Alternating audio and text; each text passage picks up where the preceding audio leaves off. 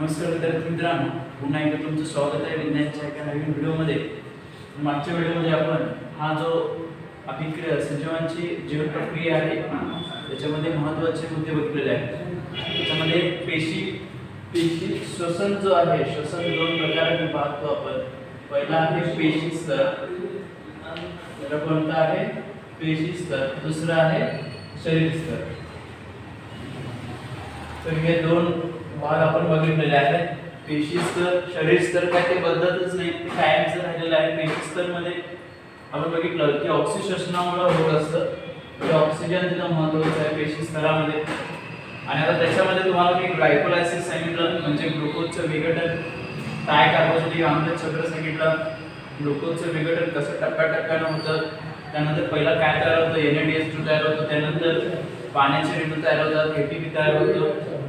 त्यानंतर कार्बोक्सिलिक आम्ल चक्रामध्ये आपण बघितलं की बाबा ती अभिक्रिया कुठं होत आहे, ती अभिक्रिया कशामध्ये होत आहे, तर तंतुकणिकामध्ये होत आहे। आपल्याला माहिती आहे की बाबा तंतुकणिका कशामध्ये असतात, तंतुकणिका हे कशामध्ये असते, पेशीमध्ये असते। मग पेशींना ऊर्जा पुरवण्याचं काम हे तंतुकणिका करत असतं। मग त्याचबरोबर याच्यामध्ये त्यांनी दिलेलं आहे की बाबा इलेक्ट्रॉनचं वहन साखळी अभिक्रिया होत असताना आता हा जो लास्ट स्टेप आहे कशाची, आपली श्वसन, पेशी स्तरावरील श्वसनाचे, म्हणजे त्याच्यामध्ये ऑक्सिजनेशनचे तिसरा स्टेप जो आहे तो इलेक्ट्रॉन वहन साखळी अभिक्रिया।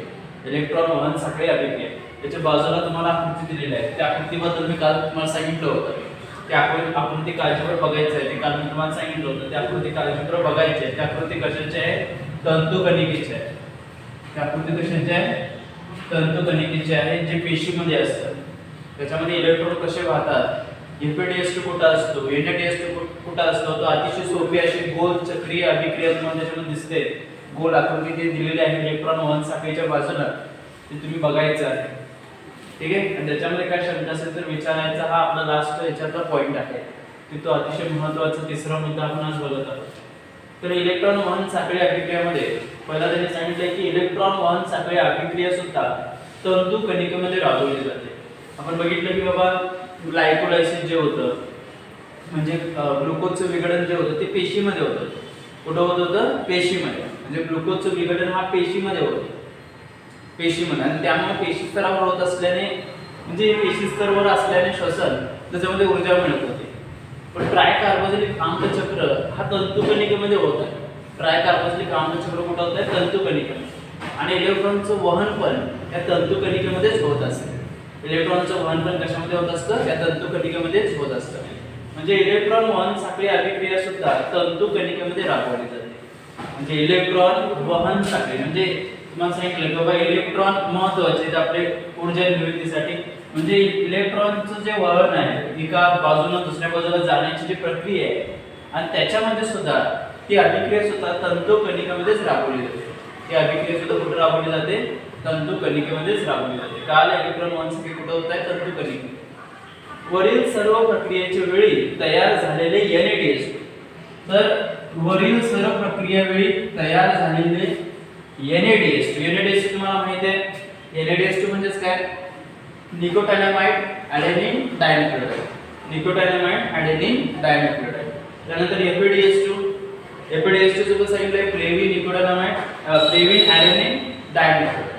तर हे दोन काय सहविक्रिय। सहविक्रिय म्हणजे काय, मला सांगितलं का, पेशी श्वसनात मदत करतात। ते कशामध्ये मदत करतात, पेशी श्वसनामध्ये मदत करतात। आणि त्यामुळे काय वाढतात, पेशी श्वसनामध्ये मदत पण करतात आणि ऊर्जा तयार करतात। काय करतात, ऊर्जा तयार करतात किंवा ही अभिक्रियेचा वेग वाढवतात। हे सहविक्रिय म्हणतात। यांचं सगळं हे तिन्ही काम हे सहविक्रियेचं असतं। वेग वाढवणं, पेशी श्वसन मदत करणं, ऊर्जा निर्मिती करणं।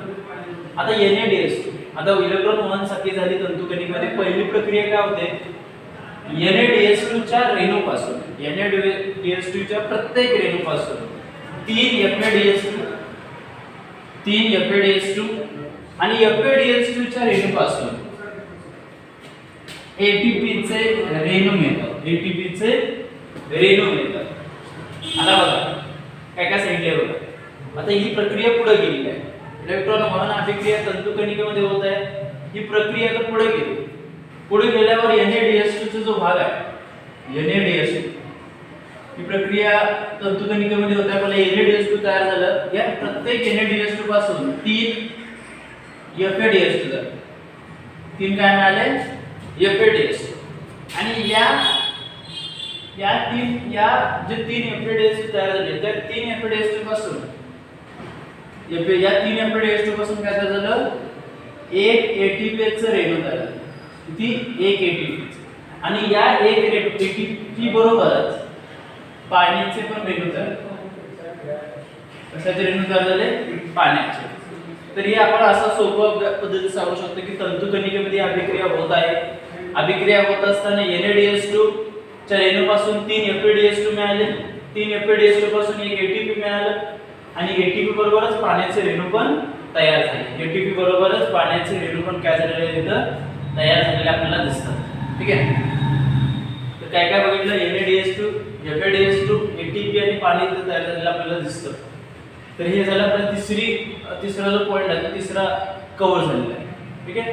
म्हणजे कुणापासून काय मिळतं ते माहित असणं गरजेचं आहे. म्हणजे NaDH2 पासून आपल्याला FADH2 मिळतं 3. त्यानंतर ह्या 3 FADH2 पासून आपल्याला ATP चे रेणू मिळतात.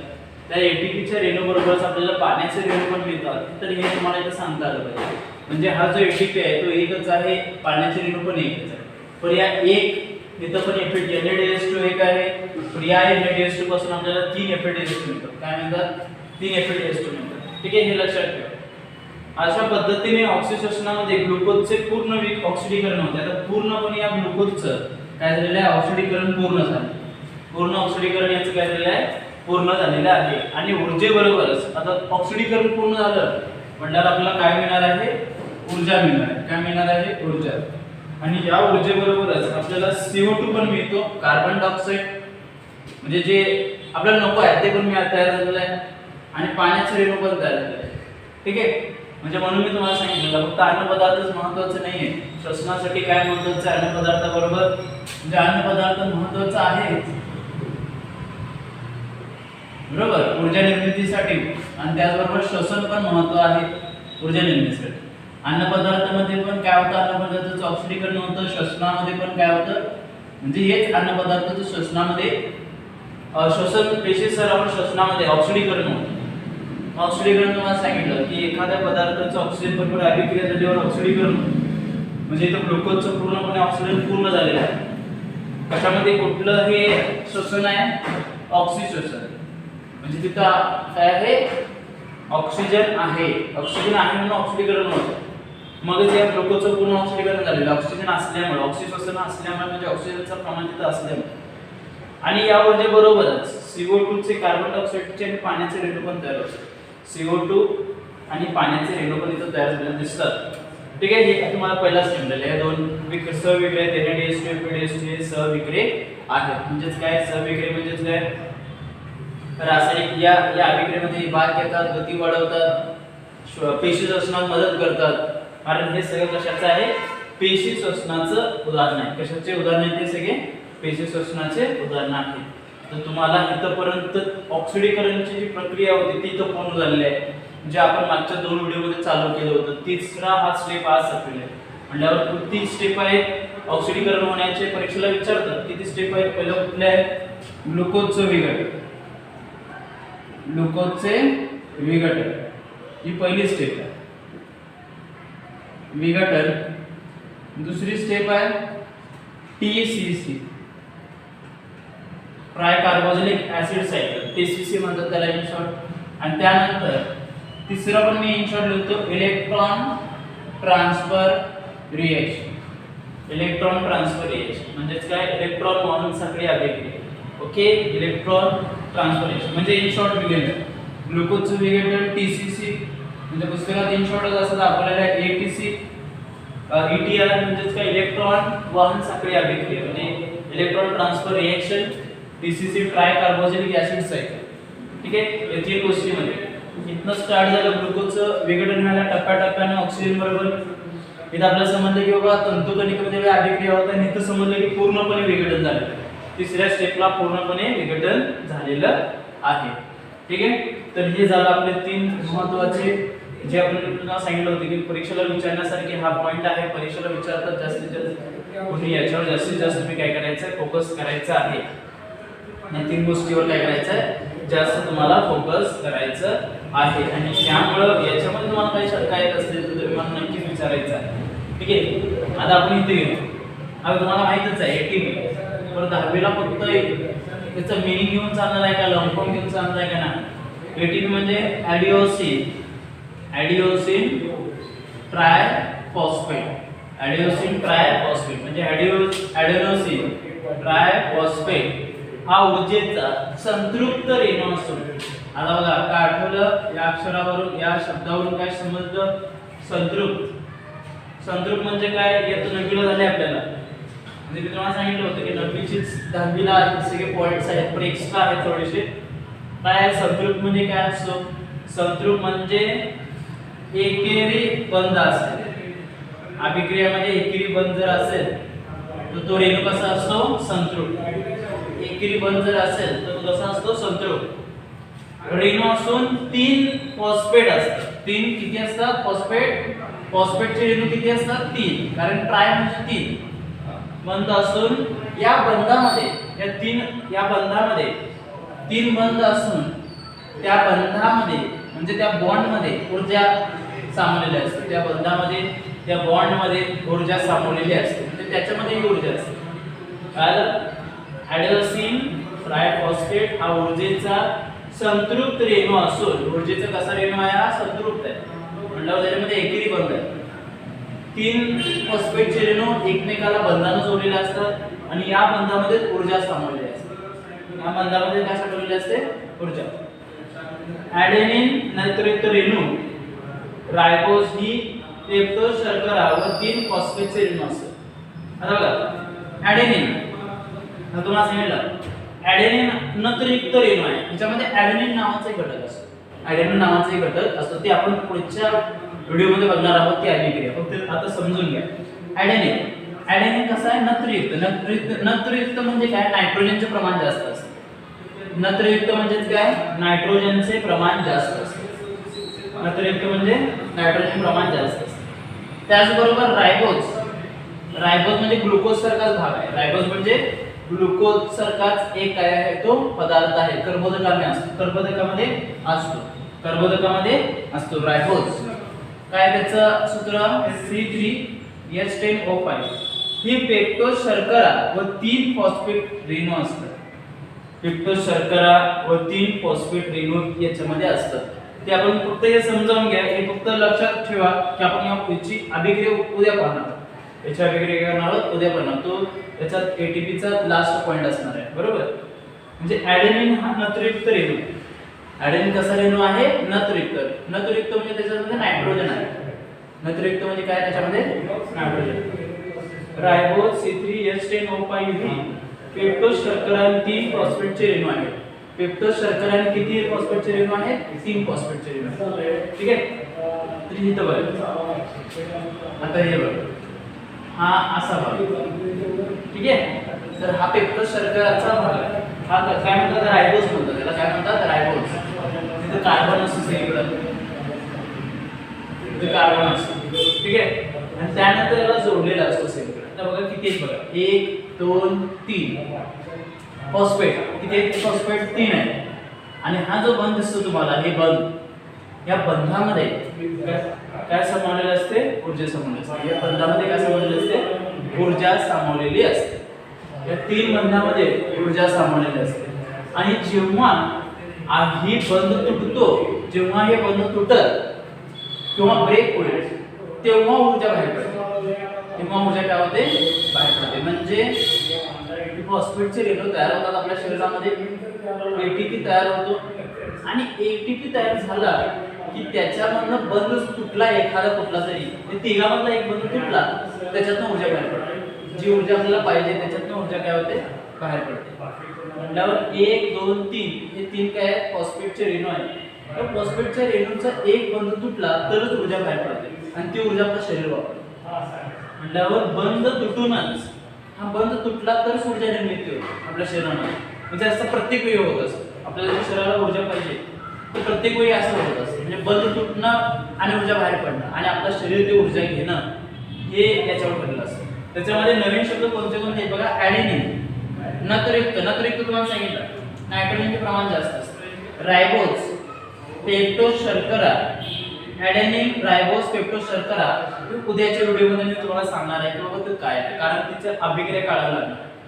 तिथे अभिक्रिया काढलो तर तुम्हाला ते समजणार आहे. म्हणजे ॲडेनिन तुम्हाला आता समजलेलं आहे. याच्यामध्ये होतं ॲडेनिन, हा बघा इथे ॲडेनिन आहे. निकोटामाइड ॲडेनिन डायनिकोटामाइड, फ्लेविन ॲडेनिन डायनिकोटामाइड. ॲडेनिन तुम्हाला पहिलं झालेलं आहे. रायबोज बघूया काय होतं याच्यामध्ये, आणि पेप्टोज शर्करा काय असतं ते उद्याच्या याच्यामध्ये पण अभिक्रियेच्या स्वरूपात बघायचं. त्याच्या स्वरूपात बघणार आहोत, अभिक्रियेच्या स्वरूपात ते आपण उद्या बघणार आहोत. तर कुणाला काय याच्यामध्ये शंका असेल तर विचारा. आता बघा इलेक्ट्रॉन वहन साखळी अभिक्रिया आपण बघितली याच्यामध्ये. इलेक्ट्रॉन वहन साखळी तिसरी स्टेप आहे. ही कुठं होत आहे? तंतुकणिकेमध्ये होते. तंतुकणिकेमध्ये होत असताना NaDH2 चा पहिला रेणू तयार होतो याच्यामध्ये, आणि या प्रत्येक NaDH2 पासून 3 FeDH2 मिळतो, आणि या FeDH2 पासून ATP चे रेणू मिळतो. ATP बरोबर पाण्याचे रेणू मिळतो. असं कन्फ्युजन होत असेल तर तिथे काढायचं असतं. NaDH2 पासून 3 FeDH2, 3 FeDH2 पासून 1 ATP आणि पाण्याचा रेणू झालं. हे संपलंच. म्हणजे तुम्हाला काय करावं लागतं. अशा पद्धतीने ऑक्सिजनाचे ग्लुकोज पूर्ण होते. म्हणजे ऑक्सिजनामध्ये म्हणजे जिथं ऑक्सिजन आहे अशा प्रकारे ग्लुकोजचं पूर्णपणे ऑक्सिडीकरण होतं. म्हणजे ग्लुकोजचं काय होतं? पूर्णपणे याच्यामध्ये ऑक्सिडीकरण झालेलं आपल्याला इथं दिसतं.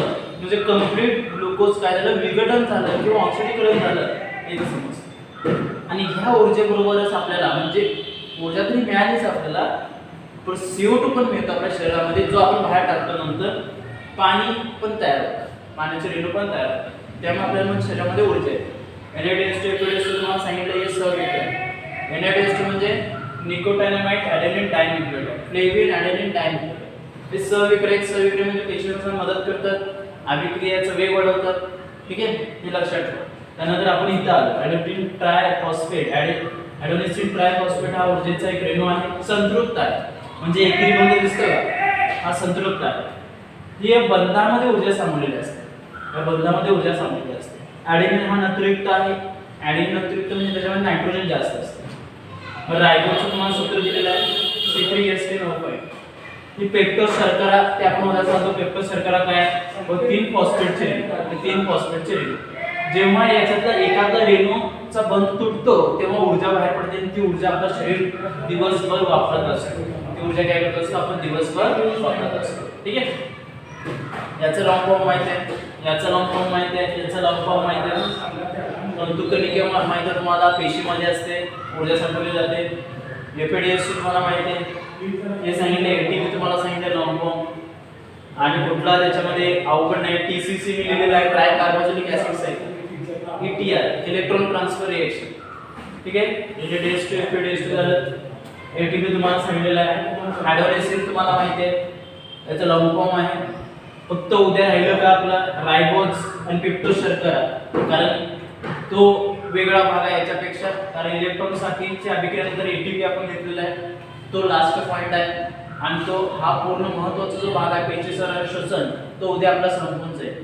पेशी स्तरावर श्वसन उद्या संपून जाईल. हमखास प्रश्न असतो याच्यावर, म्हणून काळजीपूर्वक बघा. आणि काय शंका असेल तर नक्कीच विचारा. मागच्या व्हिडिओमध्ये पण काय शंका असेल तर विचारा, आणि काळजीपूर्वक बघा.